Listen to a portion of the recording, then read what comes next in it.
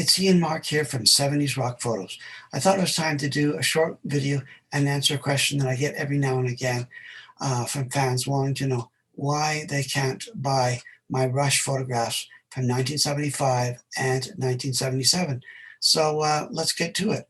I first started to photograph rock groups on my own in 1974 when I photographed T-Rex, Blue Oyster Cult, and Kiss.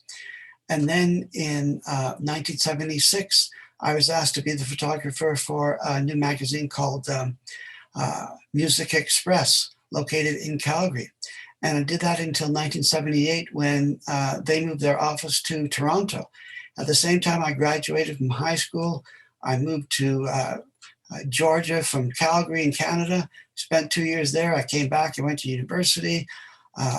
I lived in Mexico, Peru. I had a family, life just went on, and I had nothing to do with photographing rock groups or being a photographer or working for any publication at all for decades. I knew nothing about the ins and outs of copyright law.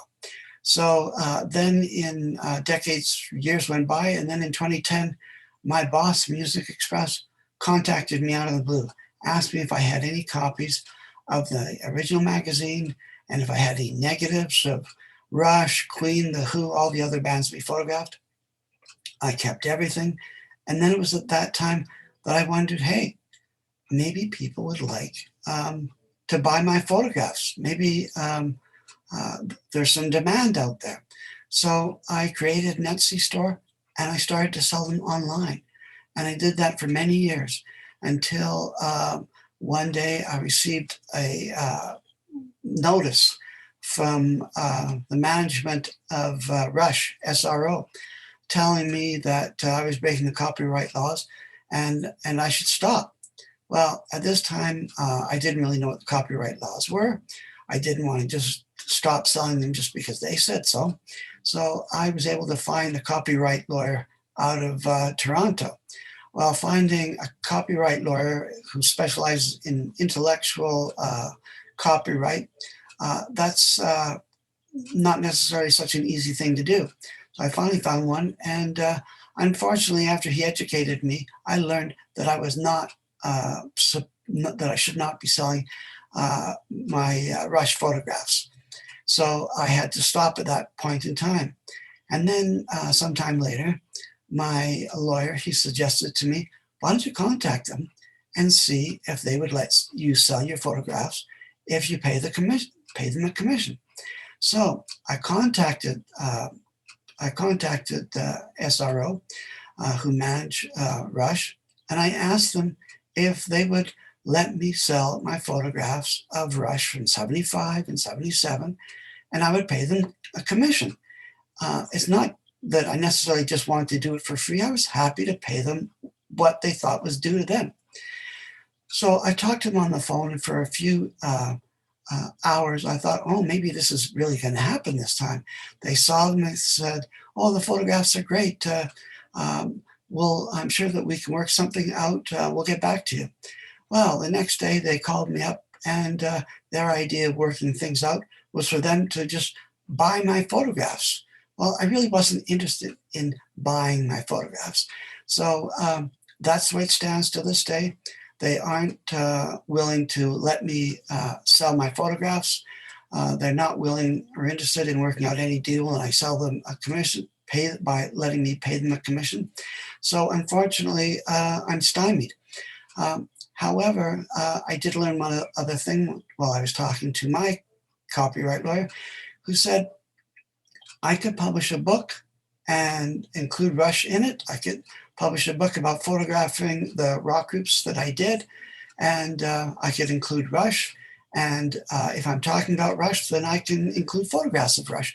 So that's what really pushed me to write my book, Adventures of a 70s Rock Photographer. I talked about it for a long time, but without this coming to a head with Rush, it probably never would have happened. So while I'm not able to sell hard copies of my photographs, say 8x12s or whatever, in my book, I do have copies of Rush from color copies of Rush going back to 1975 when I photographed them when they opened for Get It, Nazareth. And then I also have photographs of Rush when I photographed them again in Calgary in 1977. I think it was really the color photographs of Rush that the management of Rush wanted to get their hands on because they're extremely high quality. You can see them in the book. Not too many people have high quality photographs of Rush going back to 1975. So let's just take a quick look at the photographs that are available in the book of Rush from 1975 and 1977. So here they are. We'll just put them up on the screen.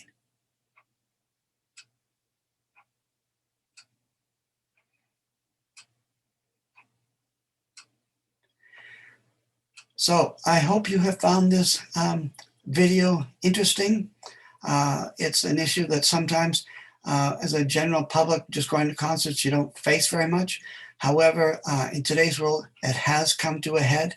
I used to be able to photograph rocks and photograph them like the entire concert and nobody cared. But now things are so controlled that there's some artists, you can only photograph them for maybe 1 or 2 or 3 minutes, and then you have to agree to give all copies of your photographs to the artist. Well, I'm sorry. I'm just not interested in doing that. And I'm glad that when I photographed rock groups, things weren't as insane then as they are today. So thanks for watching this. Again, my name is Ian Mark. This is 70s rock photos. I also have a video that I did of when I photographed Queen at the Jubilee in Calgary. It's an opera house that only seats about 2,500 people. So not too many people have photographs of Queen in such a small venue. If you watch the video, you can see why they are so high quality. Thanks for watching. Bye-bye.